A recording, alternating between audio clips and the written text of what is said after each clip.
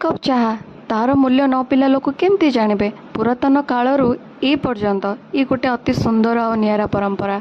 प्रत्येकटी घरे सासु ससुर सकाळ आरंभ हुए ना बो हातर गोटे कप चाहे।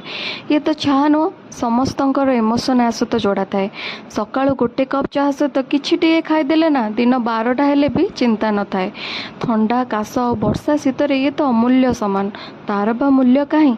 चाहे टिके अदा गोलमरिच लवंग गुजराती टिके पड़गले ना सी गोटे स्वीट पेनकिलर टाइप काम करे आ वेट लॉस रे मध्य हेल्प करता।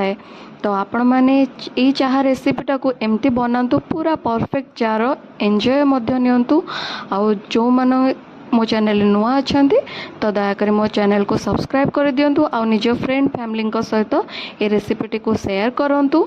आउ जो मैंने ए पर्यंत मो वीडियोटी को देखुंत तो तांको दिल से थैंक यू।